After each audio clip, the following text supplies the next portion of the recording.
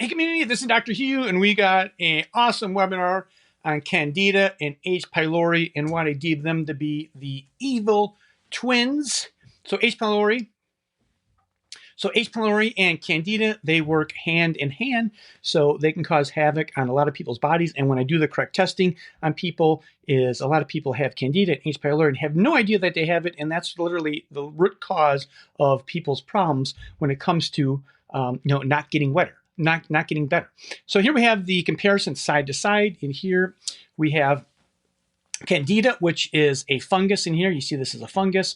And then we have H. pylori, and that is actually a bacteria. So there are two different species. One's a fungus and one's a bacteria. But one of the things about these two, the evil twins, they work hand in hand. And if you have both of them, the problems are about 100-fold worse because they each work together, and in unison, they are even more of a bigger problem to handle and get rid of. All right, so here's the symptoms, the top symptoms of H. pylori. You can see right here with H. pylori. So we have burning stomach, bloating, frequent burping, nausea, loss of appetite, unintentional weight loss, stomach ulcers, and then we have dark stools. Among other things, which is very, very common for H. pylori, you could have a bunch of autoimmune disease. Autoimmune disease has been linked to Sjogren's disease, psoriatic disease, thyroid Hashimoto's disease, irritable bowel, Crohn's disease. So H. pylori causes autoimmune disease. So you don't want to mess around with H. pylori. So if you're out there suffering with mystery diseases and you've never had this advanced stool test, which I'm going to be going over here shortly, it's called the GI map test. You want to get this done because this can connect the dots for you and you can start to recover, which is ultimately what God designed us to do. He wants us to be healthy and well. Now here we have Candida, 8 symptoms of Candida right in here. So I find this very frequent in here, frequent UTIs, especially in women, digestive issues. So if we look in here, so frequent painful urination, bladder discomfort, bacterial and fungal cases because they go hand in hand, digestive issues, persistent gas, bloating, abdominal pain, swelling, alternation between constipation and diarrhea. So if you're switching from constipation and diarrhea, you could probably have H. pylori and Candida working together to make your problem that much worse. Chronic fatigue, yes, Candida can definitely cause chronic fatigue in here, constantly feeling wore out, lack of energy, and difficult with daily tasks. Brain fog, difficulty concentrating, memory problems, feeling mentally cloudy and spaced out. And I want to spend some time on this. Now, why would you feel cloudy and spaced out? Here's why. Because Candida produces a chemical called aldehyde. Aldehyde, guess what? It's an alcohol. So if you have a Candida overgrowth, it produces this byproduct, which is aldehyde, which is alcohol. And if you've ever had too many drinks or got a little tipsy, you know what happens to your brain. So day in and day out, if you have Candida, this is what's happening. It produces toxic waste, poop, right? And one of these things is aldehyde. On top of, if you have an H. pylori case, H. pylori produces a ton of toxins. So that can make your brain fog that much worse. So we want to get to the root cause of this problem right here. Vaginosis, I find this very, very common. I find number 5 and number 2 very, very common in women. So maybe you've had a long-standing chronic vaginosis that you have never been able to get rid of, and it ends up to be Candida and an H. pylori infection that no one actually took the time to figure out. Oral thrush, skin funguses right in here. And I find this very common is what I see clinically is I see people that their feet, right? They have fungus on their feet and they can't get rid of it no matter what they do. And it ends up to be a Candida infection that no one ever checked. And then finally, we have 8, we have carbohydrate cravings. Now, why would we have carbohydrate cravings? No matter what, you cannot fight the urge to eat these sugars. Why?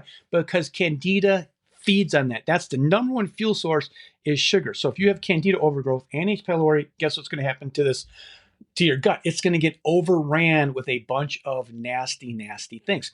So here, this is a very simple protocol that I've come up with, and I'll be going over this as we go through the workshop. So first thing here, what we want to do, we want to build your stomach acid. So you're probably you probably don't have enough stomach acid. Then what we want to do is we want to cut off the fuel supply. So we want to cut off the fuel supply to the H. pylori and the Candida. And then finally, what we want to do, we want to repair the barriers. So this is what I've deemed here, or what I call the gut defense trio. So there's 3 things that you want to do. Now when clients come to me one-on-one, we do very, very specific protocols, but this is a very broad, basic protocol that's helped lots and lots of people. So let's get into this test right here. So this test here, this is a test, it's from Diagnostic Solutions. So you can see that right down here, Diagnostic Solutions. And this is called the GI map test, the GI map test. And you can see here, it checks for H. pylori. So you see right here, we have H. pylori, and this is high right here. You can see right here, it is high right there. You can see the reference range. That's what you want, it less than this right in here. Now in here, what I like about this test here, it also checks for what they call virulence factors. Virulence factors. So what are these virulence factors? So these virulence factors, the way I would describe this, it's like you can have the standard issue H. pylori. So H. pylori is, I'm just going to use an analogy, is like a BB gun. So you have H. pylori, a BB gun. Then you can have this virulence factors in here, and you can see down here, this is positive. He has virulence D factor.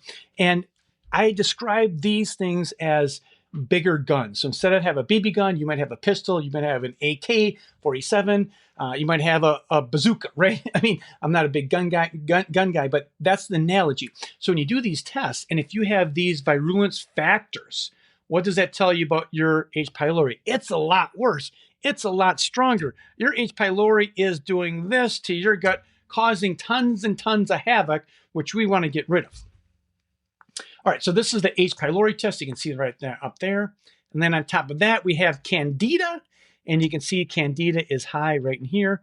So that's the range. So this test right here is very thorough. It's a stool sample. It's very, very easy. How easy is this to do this? It's simple. We mail you this kit in the mail. You can get this anywhere in the United States. In fact, in the world, you poop, you mail it in, and it's very simple. And then we figure out exactly what's going on with your GI system. And the research shows this, that if you haven't heard this, check this out. 80 to 90% of your immune system is located in your small intestine, or located in your gut, meaning your small intestine and your large intestine, 80 to 90%. So if your gut is not well, you are not going to get well, right? So what this GI map test does, it's a very specific roadmap for you to figure out what's going on with your gut and where things may be failing and what needs to be done. So let's look at, this is a normal gut. Like here's, we're going to see this normal gut right here, and then we're going to go over a leaky gut. So what I want to do here real briefly is just show you what a healthy gut should look like and what an abnormal gut looks like, so you can have some reality on, wow, okay, this is what's happening in your gut. Because if you're suffering from any kind of chronic degenerative condition at all, you might not even have gut issues, but you could still have these bugs growing in your body and have no idea this is occurring until you get the proper test. So in here, we have, these are the good bacteria in here. So you can see this is the normal gut. And this is real critical. This line, this mucus, you see this mucus here? This is very, very critical for healthy gut flora. Now, why is this? Just like your tongue here has saliva on it, right? That's a mucus saliva membrane. Your whole entire small intestine and your large intestine has this same thing. And in fact, this saliva, this mucus, is your first line of defense. That's your first line of defense. So if you don't have this mucus layer in your gut, bad bugs and bacteria can get directly into your gut or in your bloodstream and start causing problems. So in here, this is one cell thick. So the way God designed us is this would be your food up here, right? This is the food. So it's one cell thick, and then this is your bloodstream. So imagine that. You have one cell thick, and then it's into your bloodstream. So the your intestine is the one thing that's exposed to the outside. There's not any other organ that's exposed to the outside environment except your gut, right? So this makes it very, very critical. So in here we have these, what they call these tight junctions in here. You can see this very tight. You can see the mucous membrane is very healthy. So this is healthy. This is what we want to see right in here. Now, when people have Candida, when they have H. pylori, check this out. What happens? What do you see right here? What do you see with the mucous membrane? The mucous membrane is what? The mucous membrane is literally gone. So just imagine having a super, super dry mouth.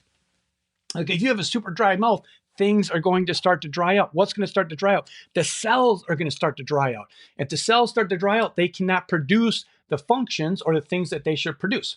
So in here, you can see these little hand things right in here, these little fingers right in here. You see those little fingers right in here, those little things right in here. Those are actually called, those little fingers there are called brush borders. And you have trillions of these little things right here, and they start to break down food.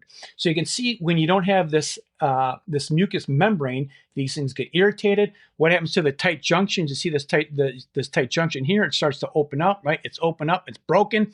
What happens in here? This is a little toxin, right? This is a toxin, gets in your bloodstream right in here, goes in your bloodstream. We have gluten, right? So gluten is really bad in your gut for some people. It can tear these tight junctions apart. Then you have these big gluten particles. That's a gluten particle right in there.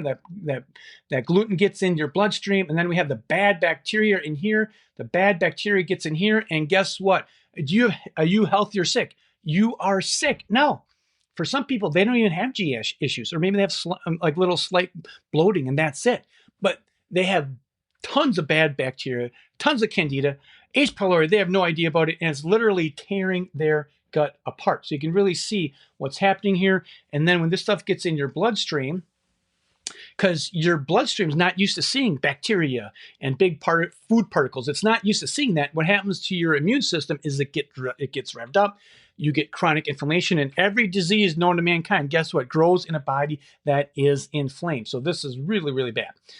So these are just some comments I want to go through right here. So in here, so when H. pylori and Candida, specifically Candida albicans, co-inhabitate the GI system tract, they co-inhabitate the gastrointestinal tract, they don't just exist side by side.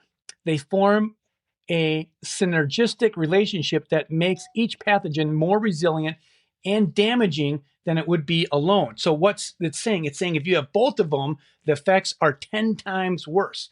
They call it the Trojan horse strategy.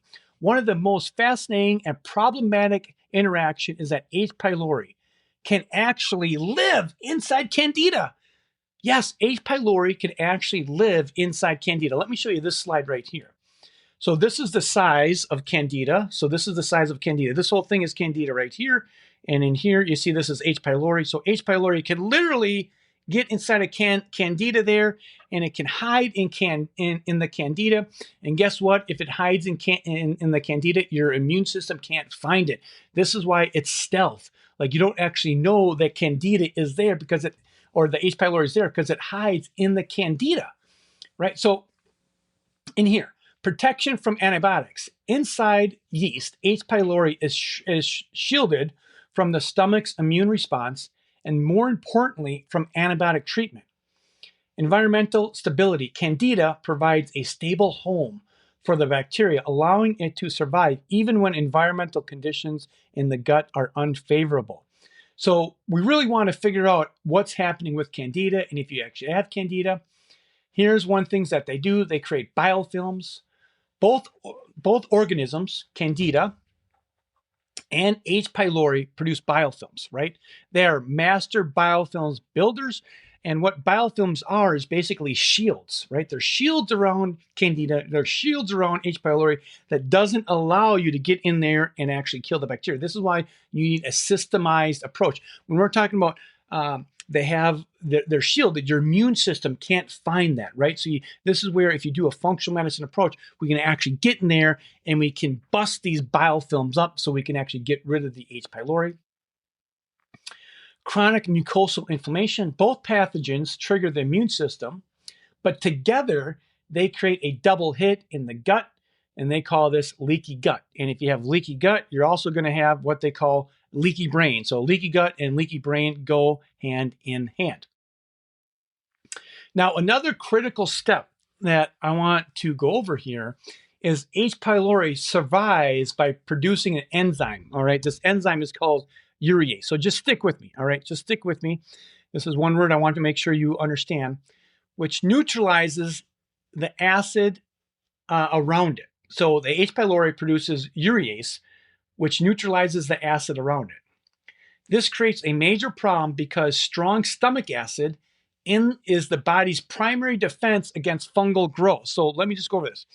H. pylori produces this thing called urease, which is pneumonia. If you ever smelt like cat urine that's been sitting around time, you feel that you can smell that ammonia. Or if you've ever gone into a nursing home and you smell, that is actually ammonia smell, right, from urine.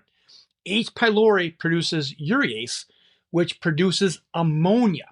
Now, why is this so significant in here? Is when H. pylori successfully weakens the stomach, causing the pH to rise from a healthy 1.5 towards a more neutral 4 or 5, it removes the acidic barrier. This creates a perfect alkaline learning greenhouse that allows Candida to bloom in the stomach and migrate into the small intestine, potentially leading to small intestinal fungal growth or small bacterial overgrowth. So let me show you a picture of this. So I want to make sure that you can understand what's happening. So this is your stomach acid. This is stomach acid. So in your stomach, it has a pH of 2, right? So this is acidic. Now in here, you can see this is ammonia right in here. So the urease right here, the urease will cause increased levels of ammonia. And you can see here, ammonia has a pH of 11. So ammonia has a pH of 11. And we have stomach acid, which has a pH of 2. So what does this mean? Our first line of defense for any bugs, viruses, whatever it is the acid in your stomach. Now, if you have H. pylori, the H. pylori produces this enzyme called urease, which produces ammonia, which basically eliminates your first line of defense, which is your stomach acid. Like, this is very, very critical. So instead of having a pH of 2 right here, you might have a pH of 5. And if you have a pH of 5, guess what? Bugs grow. H. pylori grows more. Candida grows more. Pathogens grow more. So stomach acid of 2, right, which is right in here, the stomach acid of 2 is very critical. Stomach acid of 2 is very critical in here to kill bugs. And if we don't have that, if it goes up to 5, this is where things can cause major, major problems. So when we look at this person right here, you can see I showed this already, H. pylori, positive. So what do we know? We already know that because it's positive H. pylori, that this is producing massive amounts of ammonia. It's killing or decreasing or eliminating the stomach acid. And when that happens, bugs can grow. So just imagine stomach acid is like the weed killer, right? If you've ever put weed killer on your yard, it kills all the weeds. This is what H. pylori, or this is what stomach acid does. It literally kills the bugs so that weeds don't start to grow.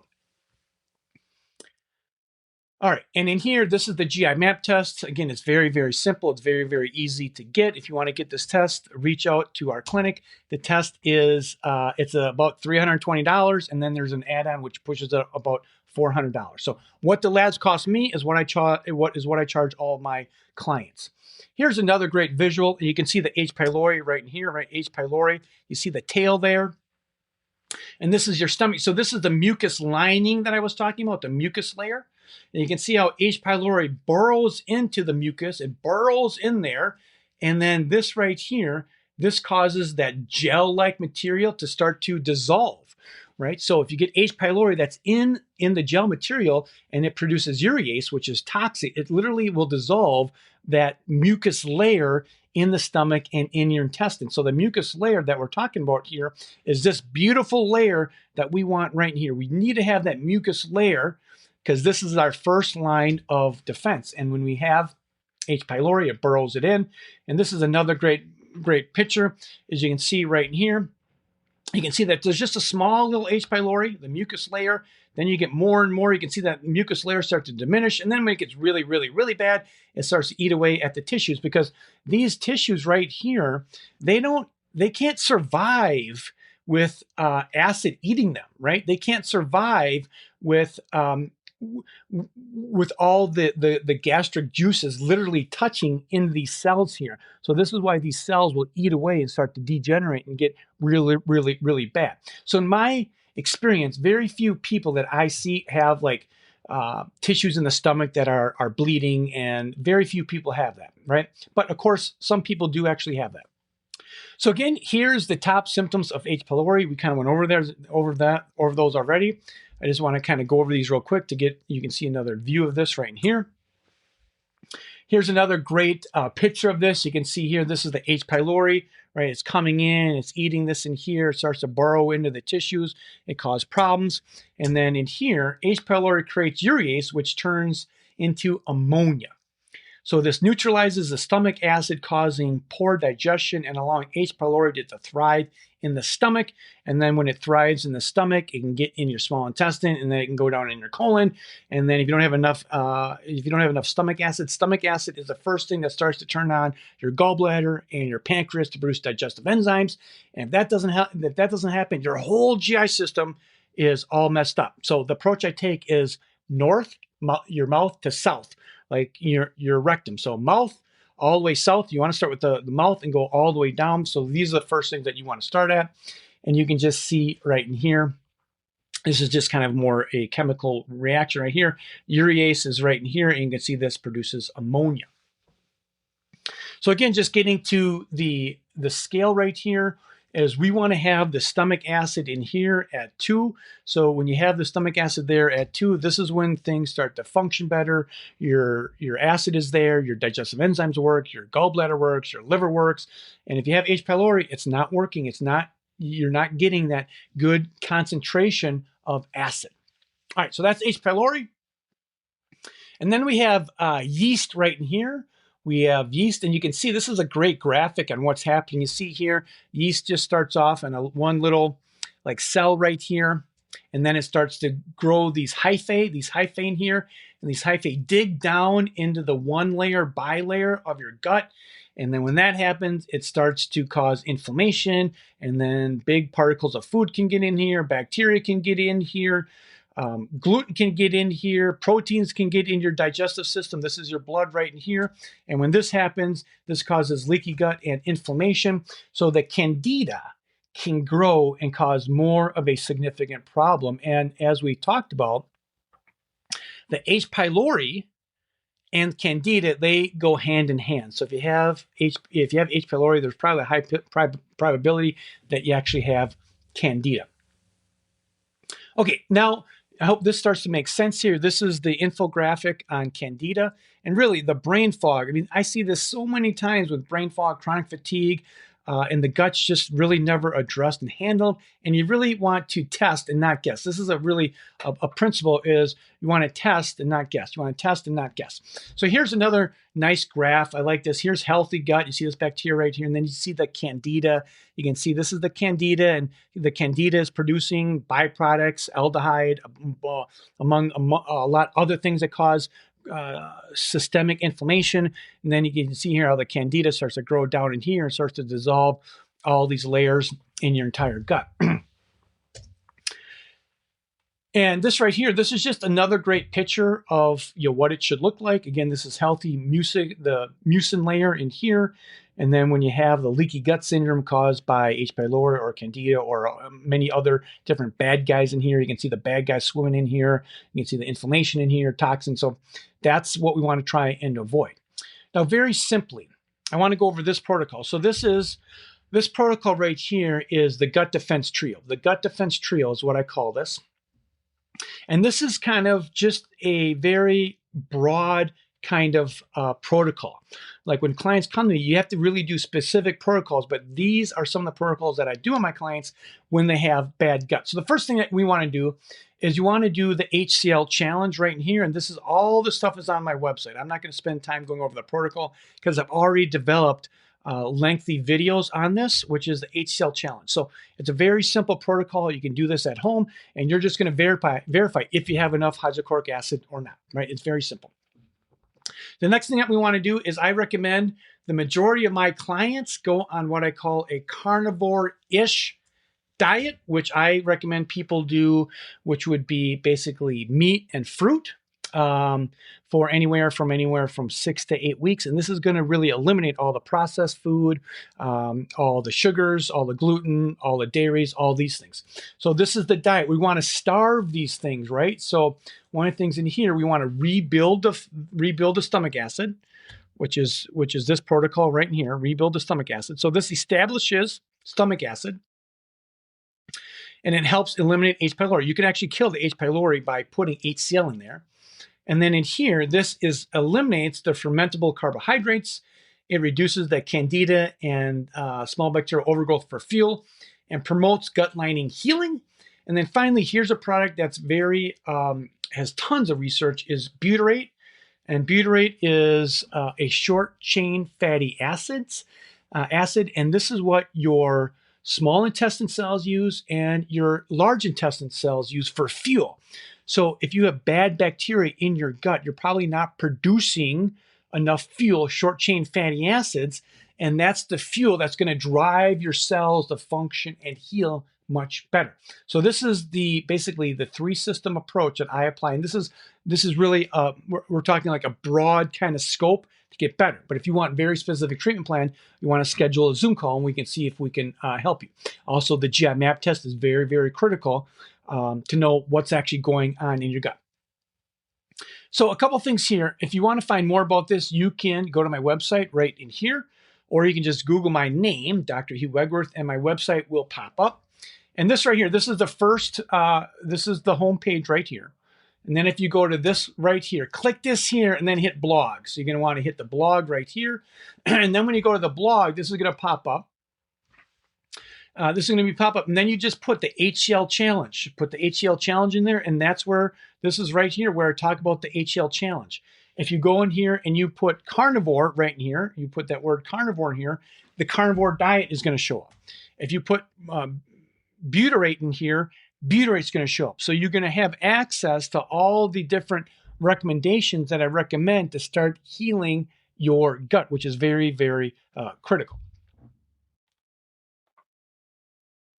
Okay, so with that being said, if you liked this video, give me a thumbs up. If you found it on YouTube somewhere, if there's going to be like a description or something like that, I'll provide the links below so you can get more specific content. And remember, this is where there is help, there's hope. Where there's help, there's hope for you to get better. Take care. Bye-bye.